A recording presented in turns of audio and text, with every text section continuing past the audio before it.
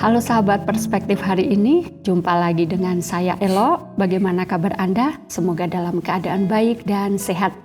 Hari ini kita akan berdiskusi atau berbincang tentang satu hal yang tentunya akan membuat kita banyak belajar, yaitu tentang makna doa Bapa Kami bersama Pendeta Fredrik Makitan yang sudah hadir di studio bersama saya hari ini.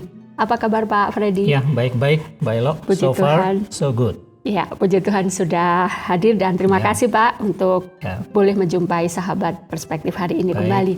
Sama-sama. Nah, hari ini saya tertarik untuk kita berbincang tentang satu hal, yaitu tentang doa Bapa Kami, Pak. Karena yang saya tahu dan saya rasakan sendiri sebagai orang Kristen, doa Bapa Kami ini tentunya bukan doa yang asing.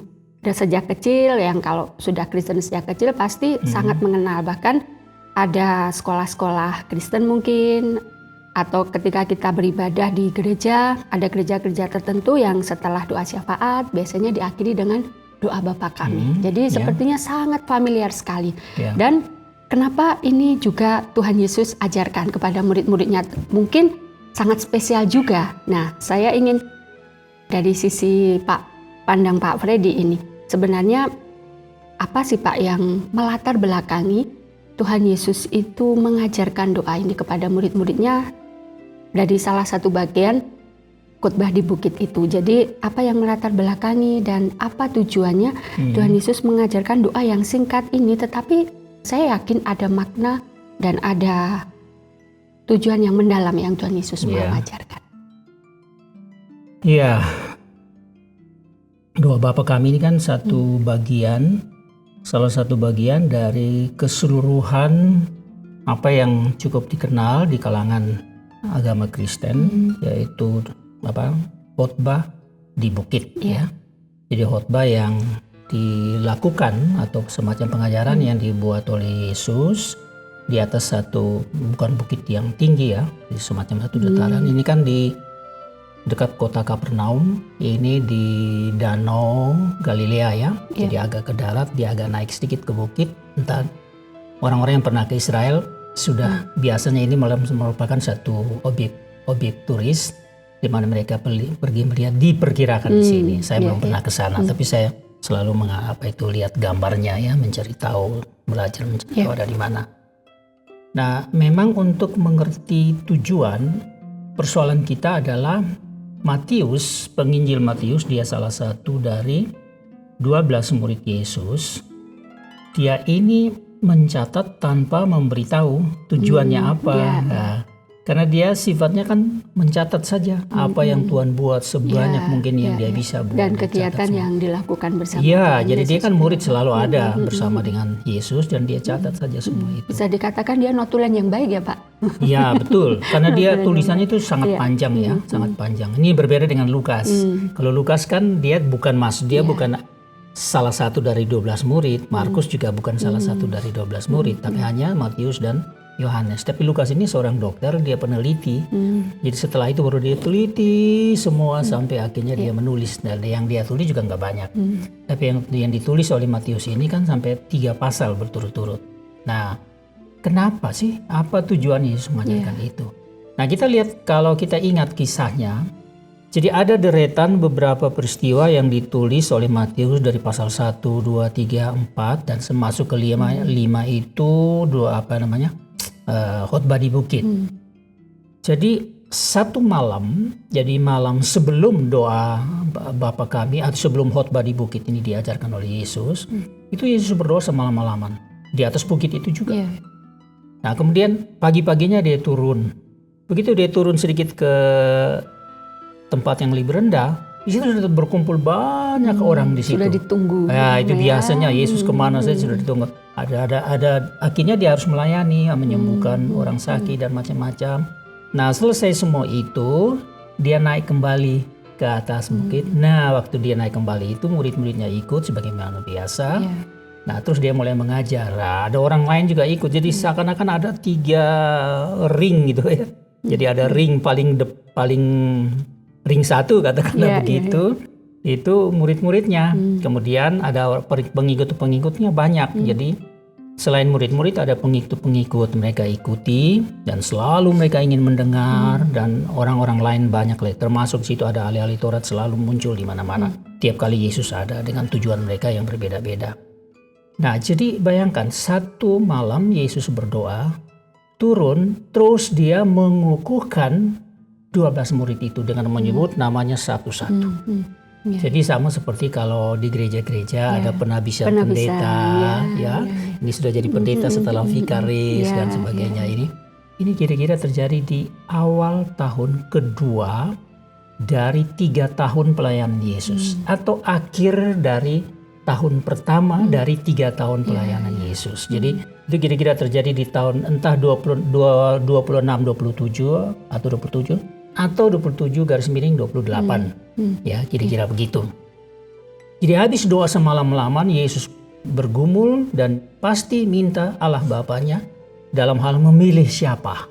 Karena pengikutnya kan banyak. Dalam perkiraan itu ada 3.000 pengikut Yohanes Pembaptis ikut semua ke Yesus, bergabung di Yesus ya. Makanya terjadi di mana ada misalnya memberi makan 5.000 orang, itu kan pengikut-pengikut yang berpikir tentang politik semua. Artinya mereka mau cari seorang Mesias yang bisa membebaskan mereka dari kekaisaran Romawi yang sangat kejam itu dan seterusnya. Oke, jadi kalau kita lihat dari sini, kan Yesus baru saja berdoa untuk pemilihan, kemungkinan besar itu tentang pemilihan 12 murid itu, dan Allah Bapa sudah setuju. Kira-kira begitu. Kemudian dia turun, karena sudah ada orang-orang minta pelayanan, dia layani dulu. Tapi dia harus naik kembali untuk murid-muridnya datang, dia panggil mereka satu persatu itu. Digambarkan kira-kira mereka duduk di sekeliling itu. Di samping ada pengikut-pengikut yang banyak yang lain. Nah, jadi kita melihat di sini pertama, bukan saja soal tempat dan melatar belakang dari bagaimana Yesus memberikan khotbah di bukit ini ya, tapi juga ada kekhususan yang dia berikan, ada perhatian khusus yang diberikan kepada 12 muridnya ini, yang nanti akhirnya akan menggantikan dia dalam pemberitaan Injil dan seterusnya setelah dia terangkat ke surga. Jadi 12 murid ini adalah orang-orang atau kelompok yang terpenting yang menerima seluruh khotbah di bukit itu, termasuk di dalamnya doa Bapa kami. Nah, kalau kita bertanya tentang apa tujuannya, ya kita bisa berkata begini, tujuan Yesus adalah supaya 12 murid ini mengalami apa yang terlukiskan di dalam doa Bapa kami itu ya. Kita semua sudah hafal kan, ini audiens, kita punya audiens sekarang ya. Anak-anak muda yang kebetulan ada di depan kita. Jadi kita semua sudah hafal itu kan ya. Apalagi gereja-gereja kita tuh sangat tiap minggu kan harus sebut itu. Setelah selesai doa syafaat. Iya, sebutnya itu kayak klik aja otomatis, nggak tahu artinya apa lagi. Sudah klik saja keluar dengan cepat itu. Nah, tapi padahal ada hal yang begitu dalam. Nah, kalau kita bertanya tentang tujuan, ya seperti apa nanti kita akan lihat dalam percakapan kita yang berikutnya. Tetapi tujuan utama adalah memang Tuhan Yesus mau menyiapkan mereka ini supaya seperti apa yang diajarkan di dalam doa Bapa kami itu. Ini mereka harus yang pertama. Ternyata ada banyak hal sebagai contoh. Sangat spesial sebenarnya sangat Pak, spesial untuk ya, mereka. kedua belas murid untuk 12 murid ini doa ini. Jadi ya kalau kita mengidentifikasikan diri kita dengan murid-murid Yesus juga, ya memang itu untuk kita. Tapi Tuhan Yesus tidak bilang, "Hai 12 murid, aku berdoa semalam-malaman dan pilih kalian sekarang hafal ya." Hafal dan tiap minggu kalian harus. Itu adalah satu doa yang merangkum segala sesuatu. Artinya dengan kata-kata saya, Yesus mau mereka hidup sesuai dengan apa yang diajarkan oleh Yesus di dalam doa Bapa kami itu. Yang singkat itu tujuan utama. Yang singkat itu. Mereka harus hidup. Tentu saja ada momen-momen yang banyak di mana mungkin mereka minta penjelasan dari Yesus tapi tidak dicatat oleh Matius. Yohanes kan bilang gini, kalau semua itu dicatat, agaknya seluruh buku di dunia ini tidak bisa muat. Artinya ini sedikit hiperbolik, tapi artinya bahwa begitu banyaknya tidak mungkin mereka catat. Apalagi dulu kan udah pakai HP, dicatat pakai servernya, nggak ada. Ini papirus ya, itu dari kulit kayu, ada bahan-bahan itu, carinya setengah mati mahal. Lalu harus ditulis dengan tinta yang khusus dan begitu. bagaimana bisa mencatat segala sesuatu begitu? Jadi Ya, apa yang bisa dicatat saja. Ya. Ya, jadi saya yakin bahwa mereka dijelaskan juga pada momentum yang lain, tetapi paling tidak itu yang dicatat oleh Matius. Kan Matius ini dengar nih, dia tidak pakai alat perekaman, Dan lalu dia nanti tulis. pemerhati dan mengingat dengan baik. Jadi 100% menggunakan ingatannya. Apalagi dia tulis ini setelah kira-kira 30 tahun atau hampir 30 tahun atau 20 tahun setelah Yesus terangkat ke surga. Sekarang kalau coba memori kita ke belakang selama 30 tahun. Ya, kalau dia tulis baru setelah itu. Tapi mungkin awal-awal pun dia sudah mulai catat-catat barangkali begitu. Oke, jadi singkatnya saya mau katakan bahwa tujuannya adalah supaya murid-murid ini hidup sesuai dengan yang Tuhan maksudkan. Mengapa itu dimasukkan di dalam doa kepada Allah Bapa yang di surga. Itu. Jadi tujuannya sebenarnya itu kalau tujuan mendasar. Karena ada latar belakang kehidupan mereka, di mana mereka di zaman itu mereka sangat membenci Herodes. Herodes raja bonekanya, kekaisaran Romawi. Romawi itu sangat kejam, menguasai berbagai macam kerajaan yang ada di Timur Tengah saat itu. Jadi mereka ingin terlepas dan itu keadaan memang sulit sekali. Jadi pentingnya doa Bapa kami ya, kalau kita masih ingat menghafal itu ya. Itu harus dihidupi, dipahami dan dihidupi. Dan itu ada inti yang besar di sini. Nah, itu yang kadang untuk kita aplikasikan saat ini sebagai orang Kristen itu tidak semudah itu.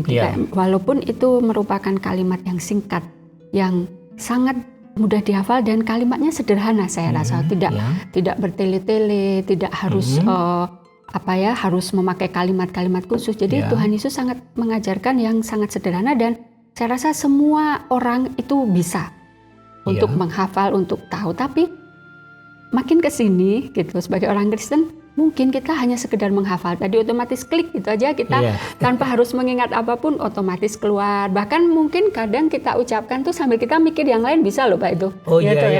Sambil kita mengucapkan jalan sendiri doa Bapa kami di sini otomatis pikiran kita itu bisa yang lain. Nah, sebenarnya kalau dilihat dari begitu spesialnya tadi Tuhan mengajarkan, berarti seharusnya ada prinsip-prinsip yang Tuhan mau kita lakukan dan kita aplikasikan dalam menghidupi doa Bapa kami ini untuk kehidupan kita setiap hari dalam mengikut Tuhan. Kira-kira prinsip apa sih Pak yang Tuhan mau gitu kita lakukan melalui doa Bapa kami itu?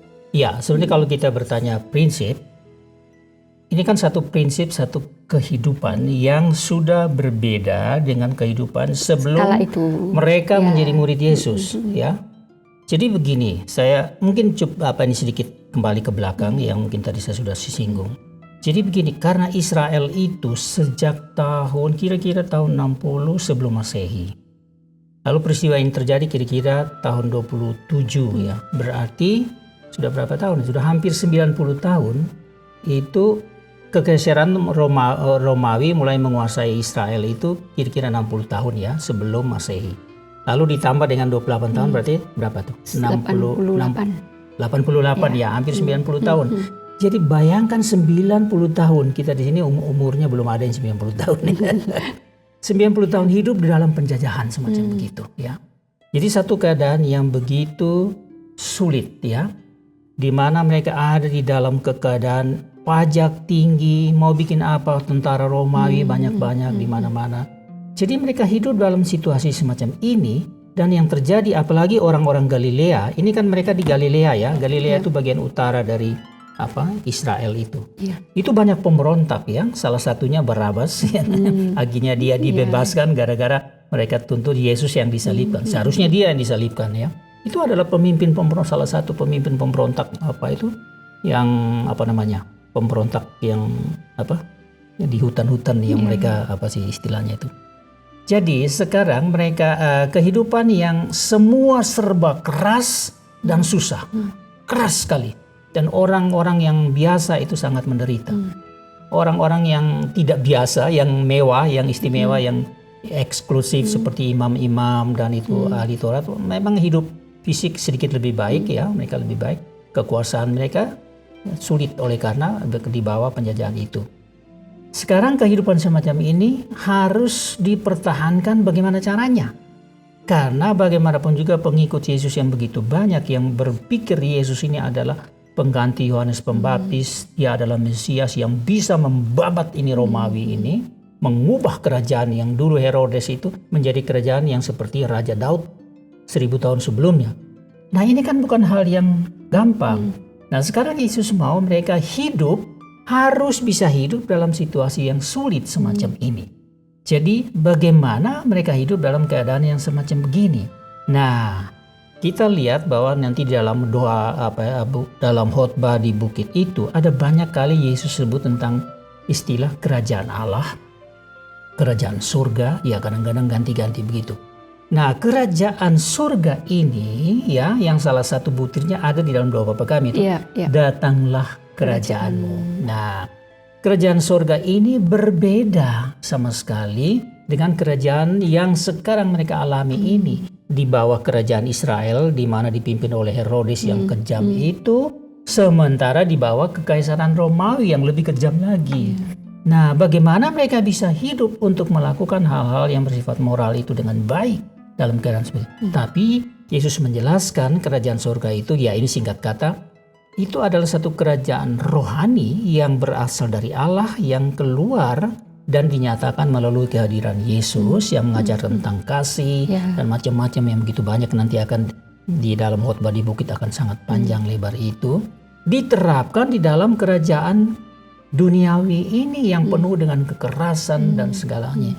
Bagaimana kasih damai itu bisa dimiliki dan hadir di dalam kehidupan. Nah, ini kan bukan soal menempelkan satu topeng rohani, tapi bagaimana hidup sesuai dengan kehendak Tuhan di tengah-tengah ini. Bagaimana mereka berhadapan dengan Herodes, dengan itu tentara-tentara Romawi yang selalu mengawal para pemungut cukai, pemungut pajak ini, dan seperti hidup mereka diawasi selalu gitu. Setiap detik bagaimana mereka bisa menerapkan segala moralitas agama itu di tengah-tengah keadaan semacam ini. Nah, ini kan satu hidup yang tidak begitu gampang.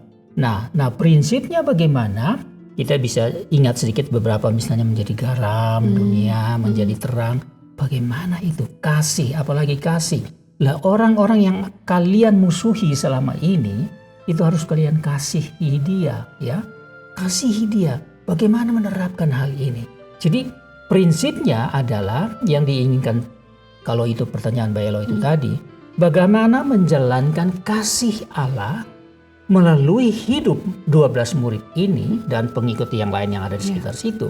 Di dalam situasi semacam ini, pantaskah kalian menjadi pemberontak seperti yang sudah terjadi sebelumnya? Bagaimana orang-orang Galilea itu berontak dan macam-macam.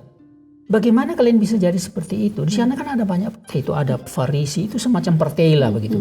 Semacam kelompok orang, ada Eseni, ada lagi lagi. Mereka ini punya cara strategi sendiri berjuang bagaimana bisa mengalahkan Romawi, mengusir Romawi. Tapi tidak pernah berhasil kan? Artinya konflik kehidupan itu begitu tinggi. Jadi ada politik, ada kesulitan secara ekonomi, sosial, segala macam mereka tertindih dalam keadaan begitu ya. Makanya jangan heran orang-orang sakit mau kemana. Ya, bawa kepada Yesus, begitu tahu Yesus, dengar tentang Yesus, mereka bawa yang semuanya free gitu ya, gratis. Semuanya free, gratis dan langsung sembuh. Betul. Ya, bayangkan itu. Nah, jadi sekarang prinsip hidup yang dimaksudkan di sini adalah bagaimanapun juga kerajaan Allah itu sudah hadir, kalian harus hidup sesuai dengan itu. Yang contohnya ada di dalam Yesus. Bayangkan, dia akan bisa babat sekaligus semua orang yang tangkap dia di Getsemani. Dia bisa babat semua dengan kuasa mati semua, tapi dia tidak gunakan itu. Yang digunakan itu seperti menyerahkan dirinya.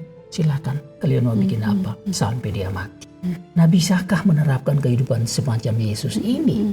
Tapi kalau kita kerajaan Allah itu datang, maka kebenaran selalu menuntut pengorbanan, bahkan nyawa. Nah, ini prinsipnya. Tapi kan khotbah ini belum selesai. Ini kan Bapak kami baru yang bagian yang pertama ini kan. Belum sampai di ujung pasal 7. Jadi prinsipnya adalah bagaimana kita menghadirkan, itu di ayat berapa itu awalnya?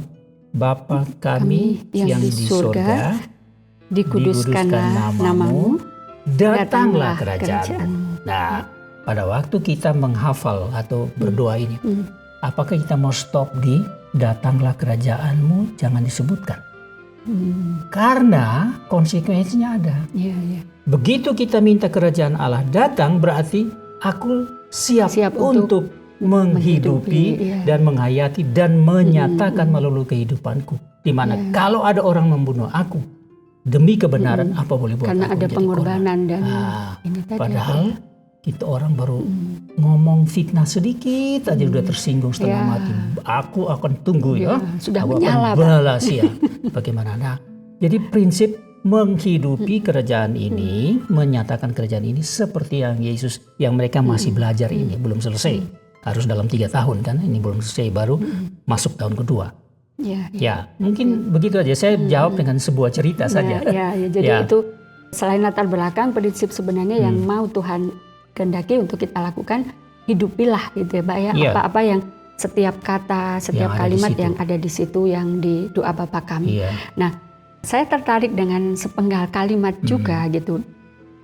Kenapa ini sangat penting? Kenapa Tuhan Yesus juga tuliskan dan ajarkan di situ dengan ayat 11 ini Pak. Kalau saya boleh baca, berikanlah kami pada hari ini makanan kami yang secukupnya. Tetapi saya memahami tadi yang seperti Pak Freddy sampaikan bahwa ternyata memang di situ ada kesulitan-kesulitan yang cukup berat dirasakan pada saat itu selain di bawah pemerintahan atau kerajaan Romawi yang sangat kejam, juga ada kesulitan ekonomi, kesulitan politik. Nah, mungkin di sini memang itu sangat penting. Tetapi kalau saya melihat ini Pak, sebenarnya dari sesuatu hal yang itu hanya sebuah percakapan atau guyonan. Sewaktu di gereja gitu ya, ada acara nih di gereja saya, ada acara yang makan-makan Pak. Yeah. Nah, panitia menyiapkan cukup banyak porsinya karena memang tamu dari luar yang harus kita jamu dengan baik, jangan sampai kurang. Ternyata sisanya cukup banyak Pak gitu ya. Nah, bingung ini panitia, semua sudah kenyang gitu, terus ya sudah bungkus-bungkus aja. Biasa kan ibu-ibu kan seperti bungkus-bungkus aja, tapi sudahlah kenyang gitu. Nah, ada satu bapak yang mungkin tidak serius mengatakan, nah makanya kan benar yang Tuhan ajarkan kan, berilah kami makanan yang secukupnya. Nah, kalau melimpah kayak gini bingung kan kita melimpah, jadi akhirnya kita sulit nih mengaturnya. Coba kalau kita diberi secukupnya sesuai yang seperti kita Tuhan Yesus ajarkan itu, kita nggak akan bingung. Nah, semua ketawa, oh ya benar ya, ternyata melimpah tuh ada sisi nggak enaknya gitu. Nah, saya jadi teringat itu juga satu poin di doa Bapa kami ini. Kenapa sih Pak Tuhan menulisnya secukupnya gitu, nggak semaumu atau minta aja sesukamu gitu. Padahal yang kita tahu juga Tuhan kan maha kaya, Dia sanggup untuk kasih apa aja gitu, secara melimpah. Tapi di sini Tuhan tekankan secukupnya saja gitu. Dan mungkin kalau di sini bukan hanya tentang makanan fisik yang makan gitu, tapi mungkin berkat-berkat yang lain pun yang saya pahami Tuhan juga mau secukupnya. Tapi kenapa Pak gitu? Padahal orang pasti kita senang dong kalau punya semua yang melimpah gitu Pak. Tapi apakah itu ada masalah jika itu melimpah atau justru sangat kurang gitu? Karena di sini secukupnya. Nah, itu kenapa Pak? Kira-kira menurut Pak Freddy? Jadi doanya berbunyi, berilah kami pada hari ini makanan kami secukupnya. Jadi kita berdoa kepada Dan Allah. hari ini loh Pak, bukan untuk 1 minggu Tuhan cukupnya gitu. Gitu. Ya, memang ini bisa kita mengerti secara harfiah. Ya. Karena misalnya memang selalu mereka dalam kekurangan. Ya, kita sulit membayangkan sebenarnya oleh karena begini. Kita kan tidak pernah dijajah ya. Tidak pernah merasakan kesulitan. Hanya ayah saya memang yang pernah mengalami penjajahan itu. Dia lahir tahun 2000 lagi. 1910 ya kalau ayah saya. Sebelum merdeka lah Pak ya. Ya, jadi mereka masih sampai masa muda itu masih mengalami penjajahan. Lah kalau saya tidak mengalami penjajahan, tapi pernah mengalami ada satu masa beberapa tahun waktu SD itu, di mana di kampung saya di timur, di salah satu kota di timur itu memang sulit makanan deh. Itu tahun-tahun sekitar tahun di mana ada G30S itu. Jadi sangat sulit, masih pemerintahan Presiden Soekarno ya. kita makan apa yang disebut bulgur, seperti itu apa? Iya. Saya kurang tahu Ada itu, nggak Pak. yang kenal nama bulgur itu? Nggak pernah kenal ya? Ya. Nggak tahu itu dari bahan apa. Jadi itu bulgur kayak apa ya? Gandum mungkin, Pak. Kalau sekarang bukan. Jadi dia kalau kita bisa melihat itu oatmeal. Oh, oke. Nah modelnya Iya, seperti iya, itu, tapi iya, dia iya. merah. Aduh itu makan tuh sakit perut memang. Terus pernah kami 3 hari itu makan daging tok karena tidak ada beras, tidak ada sayur. Lalu ada satu masa di mana sayur tok. Jadi saya ada sedikit waktu di mana mengalami betapa sulitnya itu. Tetapi karena kami masih anak-anak, nggak jadi kepikiran itu. Ya makan saja apa yang ada ya makan, tetap main Iya, senang. iya. Tapi orang tua kan sulit sekali itu memikirkan itu. Nah di Israel pada waktu itu memang sangat sulit. Kan di sana kehidupan itu hanya bertani, beternak misalnya domba, bertani ya gandum dan sebagainya itu. Kemudian ini perikanan ya dari laut Galilea itu, dari Danau Galilea. Jadi hanya hidupnya itu. Jadi tapi dari situ mereka hidup, mereka harus bayar pajak. Bayar pajak itu kalau tidak ada uang ya bayar dengan ikan, bayar dengan hasil Barter ya, bumi. Pak, ya. Bayar dengan begitu, kadang-kadang sampai 50%. Jadi kalau bayangkan kalau mereka tidak ada uang, mereka punya gandum untuk makan 1 tahun, berarti setengah tahunnya sudah dikasih kepada pemerintah ya. Jadi kalau secara harfiah, memang inilah situasi yang sebenarnya. Jadi kalian harus berdoa, berikanlah kami makanan kami yang secukupnya. Kami ingin makan cukup. Memang situasinya begitu ya. Apalagi di situ bukan cuma murid-murid. Murid-murid ini kan sudah tinggalkan nelayan mereka, pekerjaan mereka sebagai nelayan dan lain-lain. Mereka sudah ikut 100%. 12 orang sudah 100%. Tidak ada pekerjaan yang lain. Mau makan apa? Jadi memang kondisinya begitu. Ini beda dengan saya. Makanan berlebihan seperti di gereja Mbak Elo. Jadi itu Sampai bingung. ya bukan bingung mau makan apa, bingung mau kasih siapa. Ya, karena kelebihannya. Jadi kita harus mengerti bahwa keadaan yang sebenarnya memang begitu. Jadi secara harfiah memang mereka butuh itu. Barangkali kita bisa lihat ke kampung-kampung di mana memang ada orang yang tidak tahu besok mau makan apa. Sekali-sekali perlu tuh jalan-jalan melihat. Oh benar ya, mereka ini benar-benar doa Bapa kami ini pas buat Jadi mereka. hari ini bisa makan saja apa? itu sudah sangat bersyukur gitu ya, Pak. Dulu kami tuh juga pernah makan ubi singkong itu dipotong-potong, jemur kering. Nah setelah kering ini bisa ditumbuk lagi untuk dikukus atau direbus dan sebagainya. Apa di sini namanya? Kalau di sini tiwul. Tiwul ya. Tiwul ya Pak di Jawa. Bayangkan bisa dibayangkan itu selama berbulan-bulan makan tiwul itu kira-kira kayak apa itu. Ya tapi saya pernah. Ya jangan sekarang lagi lah. Cukup yang dulu itu. Nah jadi kita bisa membayangkan betapa pentingnya doa ini. Ya Bapa berikanlah kepada kami makanan kami secukupnya. Mau diartikan yang lain secara rohani silakan, tidak masalah. Ini namanya firman Tuhan, kita bisa tafsirkan dan sebagainya. Jadi, tapi tadi pertanyaan Mbak Elo untuk itu, saat ini apakah masih relate gitu di tengah kita tidak mengalami yang seperti dalam saat itu, misalnya saat ini orang percaya itu harus lakukan, kenapa? Tapi waktu zaman itu juga ada sedikit konflik berpikir bisa terjadi dalam hati. Loh, kita punya Tuhan, Yesus Kristus, ya mereka punya guru ya, sang guru Yesus Kristus bisa membangkitkan orang mati. Bisa, kenapa kok tidak bisa menyediakan makanan? Lalu kok minta yang secukupnya pada hari ini? Lalu besok bagaimana? Loh padahal Tuhan pasti mampu menyediakan. Gampang itu kalau Tuhan mau hari ini dia berkati seluruh kebun ladang gandum langsung. Nggak pakai tunggu berapa bulan, semua sudah bisa langsung petik. Silakan kamu ke sana petik-petik saja. Kan ada banyak mujizat yang terjadi ikan semacam juga itu. bisa menjala langsung dapat banyak. Kenapa pakai doa semacam ini? Bisa saja ada konflik semacam itu terjadi dalam pikiran mereka. Nah inilah persoalan-persoalan di mana kita memahami Tuhan dalam dibalik setiap perkataan yang ada pada Dia. Nah sekarang saya masuk sedikit lebih ke ini lagi karena berhubungan dengan pertanyaan Mbak Elo itu tadi ya. Kalau kita bawa kepada sekarang ya, betul bahwa Tuhan Yesus atau Allah menyediakan segala sesuatu lengkap? Ya benar. Kalau begitu, ya kasih saja, ngapain kita harus berdoa dulu. Bagaimana kalau kita lupa berdoa? Apakah jadi, tidak ada? Tidak disediakan makanan gitu ya Pak. Itu yang pertama. Kedua, ngapain lagi saya doa minta makanan? Ya saya tahu kok di dapur ibu saya Ada, itu gitu. masih ada banyak Paling beras. malah kadang ada stok 1 bulan aman gitu ya Pak. Ngapain lagi berdoa itu? Apa manfaatnya berdoa semacam itu? Nah, Ya. masih ada banyak pertanyaan yang tidak masuk akal di sini ya. Artinya pengertiannya tidak masuk akal ya. Sudah buktinya kelebihan di gereja Mbak Elo itu ya.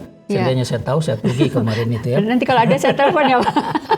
Jadi bayangkan begitu, apa gunanya lagi doa semacam ini? Nah, sekarang saya mau, karena ini saya harus batasi diri, jangan terlalu banyak berkhotbah di sini. Ya, saya tidak berkhotbah, susah kalau wawancarai pendeta nih.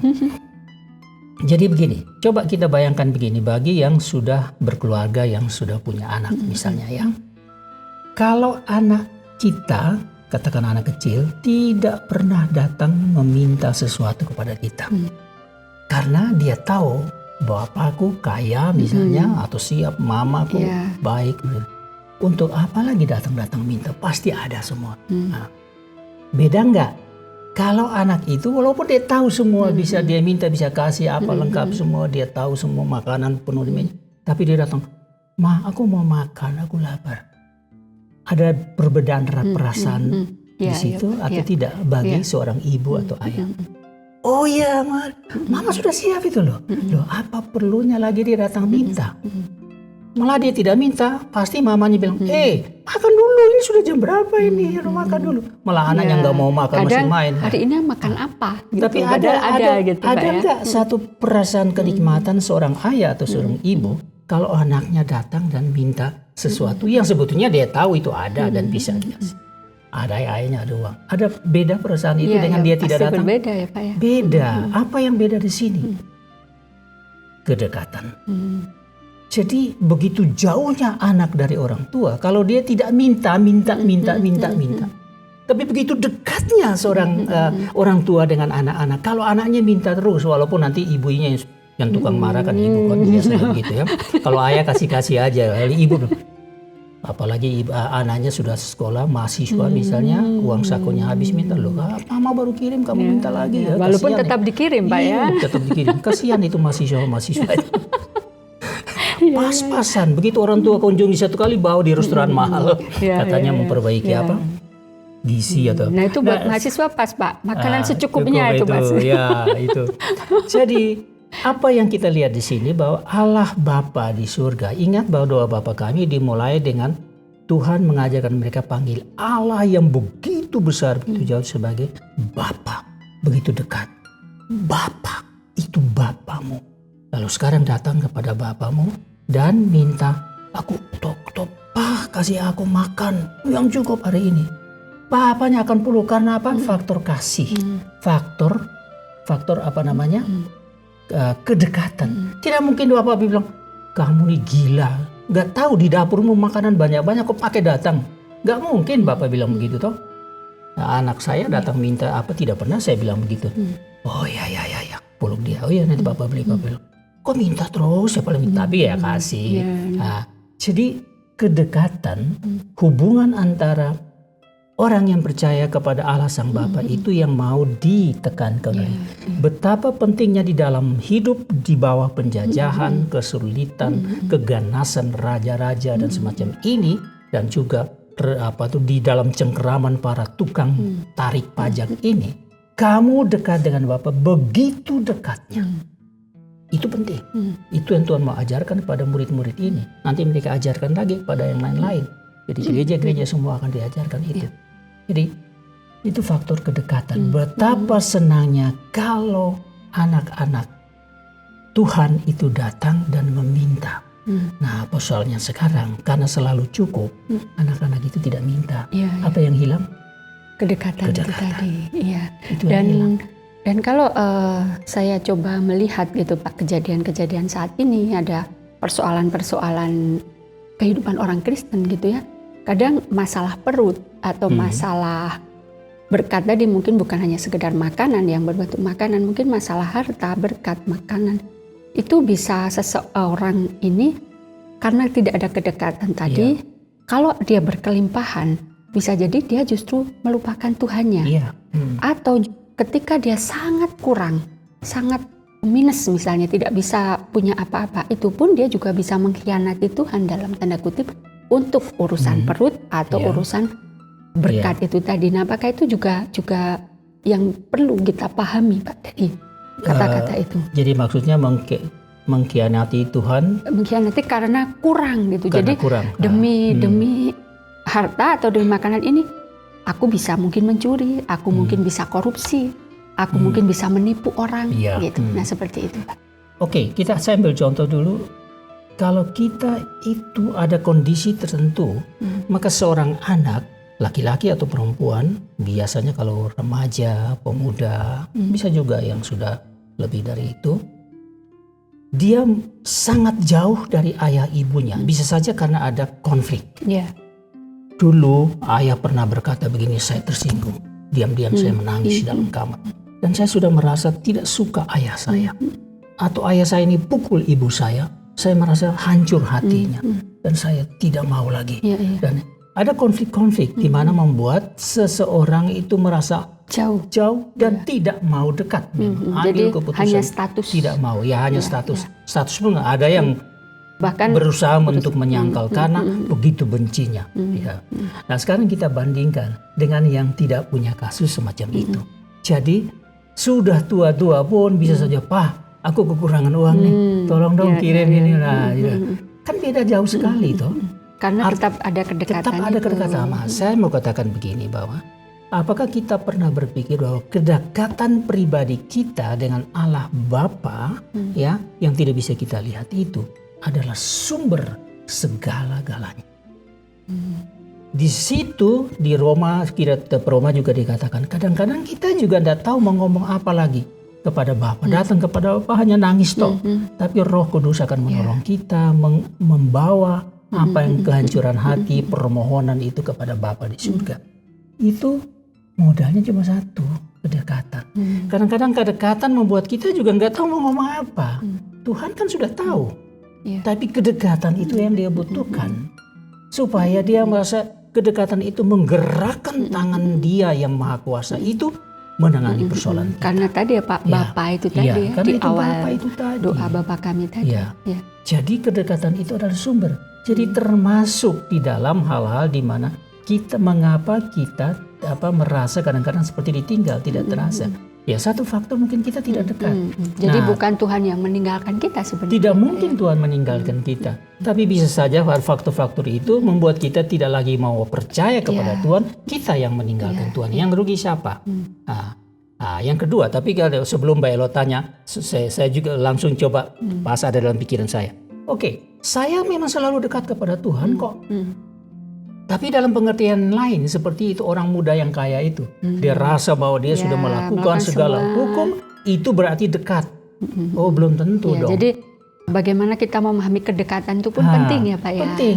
Jadi kedekatan bukan berarti Anda sudah mampu melakukan segala sesuatu 100% komplit ya, perfect semua itu di hadapan Tuhan sesuai dengan aturan yang ada. Kedekatan yaitu kadang-kadang kita tahu bahwa kita di dalam keadaan yang tidak beres, bahkan mungkin saja baru jatuh dalam dosa, tapi kita tidak lari daripada Tuhan, tapi kita tetap datang. Sehingga di situ kita menemukan pengampunan, menemukan segala hal yang lain ya. Pokoknya jangan tinggalkan Tuhan. Nah, satu hal lagi yang saya mau tambahkan di sini. Kalau kita berpikir tentang kedekatan kepada Tuhan, artinya apapun yang kita minta, baik atau jahat yang kita tidak bisa bedakan itu harus dijawab oleh Tuhan. Oh tidak, sama dengan ayah ibu toh. Oh anak ini minta, tapi dia nggak tahu kalau itu justru belum waktunya, membahayakan dan sebagainya. Tuhan belum tentu berikan itu. Oleh karena kedekatan itu. Jadi karena kedekatan membuat Tuhan juga tidak mau membuat kita celaka. Dan karena kedekatan pun kita akhirnya paham ya Pak ya. Oh kenapa Tuhan nggak jawab? Bukan karena Tuhan nggak sayang atau Tuhan nggak peduli. Tapi kita tafsirkannya beda tuh. Tuhan nggak peduli saya dan sebagainya. Nyatanya hidupku begini terus. Jadi di dalam kedekatan kita bisa mengerti sesuatu. Karena kedekatan itu membuat Tuhan dengan bebas mendengarkan detak jantung kita, bahkan kita juga bisa mendengarkan detak jantung Tuhan dalam tanda kutip ya istilah. Artinya bahwa apa yang Tuhan mau itu walaupun tidak dengar suara, kita bisa merasakan di mana Tuhan berikan pengertian kepada kita seharusnya begini. Jadi kuncinya adalah kedekatan. Jadi itu baru satu hal saja yang kita baca dari soal minta makanan itu ya. Kita ini penuh dengan permohonan loh, selalu hidup kita ini, karena maunya apa yang kita mau itu ada terus. Sudah ada nggak cukup. Ya, standar hidup kita dinaikkan lagi, standar hidupnya lebih tinggi. Lalu kalau itu turun sedikit dalam satu kesulitan hidup secara global barangkali hidup, wah ini Tuhan sudah tinggalkan kita. Padahal tadinya kita lebih rendah, seperti saya itu makan tiwul dan sebagainya. Sekarang kan standar hidup saya kan sudah beda tuh. Sekarang bagaimana makan tiwul? Tuhan, kenapa saya makan tiwul lagi? Ya, apakah karena ada dosa atau Tuhan yang tidak mau lagi tidak mengasihi saya? Ya, tapi kalau kedekatan akan membuat kita mengerti, memahami mengapa ada fluktuasi dalam hidup ini. Ya, apakah itu berarti setiap fluktuasi hidup itu berarti Tuhan juga up and down di dalam mengasihi kita? Ya, kita akan mengerti dalam kedekatan. Kalau tidak, kita akan mungkin mendapatkan masukan dari yang lain yang tidak benar. Ya, lalu kita melakukan sesuatu yang tidak disukai oleh Tuhan. Jadi kuncinya itu. Ya, bagi saya, kalau kita mau artikan lebih dalam, yaitu kedekatan. Kok dia sudah tahu, dia sendiri akan siapkan kok. Jadi dia sudah tahu. Baik kelimpahan maupun dalam kekurangan itu sebenarnya kalau kita dekat dengan Tuhan, kita bisa memahami apa sih artinya nih Tuhan berikan ini.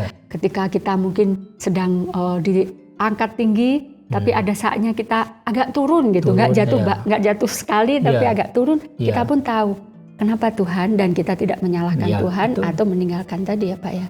Jadi cukup luar biasa memang doa Bapa kami ini, padahal itu baru yang satu poin. Nanti mungkin yang lain. di pertemuan kita yang lain kita bisa membahas lebih dalam, karena di situ kan ada tentang pengampunan gitu ya Pak ya, tentang bagaimana kita belajar untuk mengampuni, belajar untuk juga meminta ampun kepada Tuhan, tapi nanti kita bisa mendalami itu. Tapi hari ini pun kita cukup belajar banyak, saya secara pribadi cukup belajar banyak juga tentang makna doa Bapa kami ini yang tentang kerajaan, datanglah kerajaanmu, maupun tentang hal Bapa yang kita pun dekat. Jadi bukan hanya dihafal, singkat, tetapi itu maknanya cukup dalam, dipahami, yang perlu kita pahami, dihayati. Ya, mungkin Pak Freddy mau menyampaikan satu hal yang sangat penting untuk audiens kita yang saat ini ada di studio juga. Tidak terlihat memang di kamera ya pemirsa, tapi mereka sedang menyaksikan kami.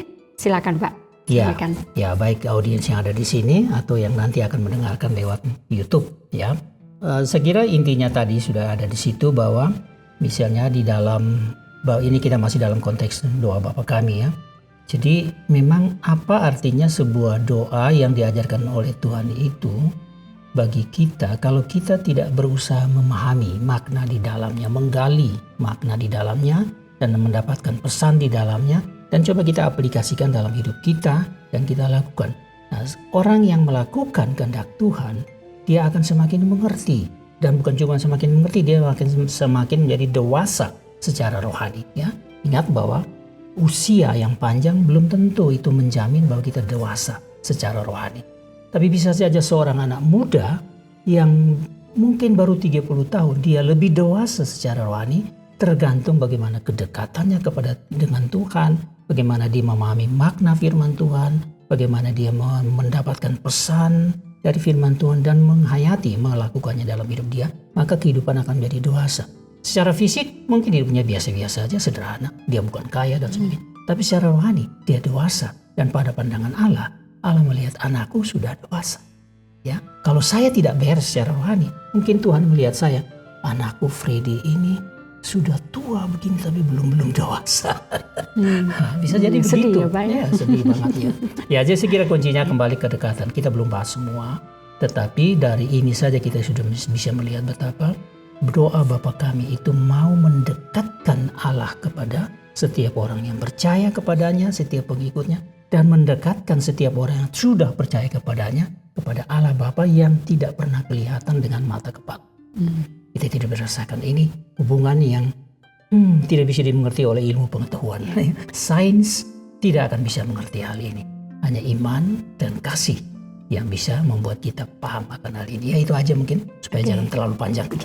Oke, terima kasih banyak Pak Freddy untuk perbincangan kita hari ini dan pembelajaran yang boleh kita dapatkan hari ini. Dan pemirsa, tidak terasa kita sudah mengakhiri untuk perbincangan kita hari ini, dan kita akan berjumpa kembali di episode yang lain, tentunya dengan topik yang berbeda. Semoga sehat selalu dan Tuhan Yesus memberkati.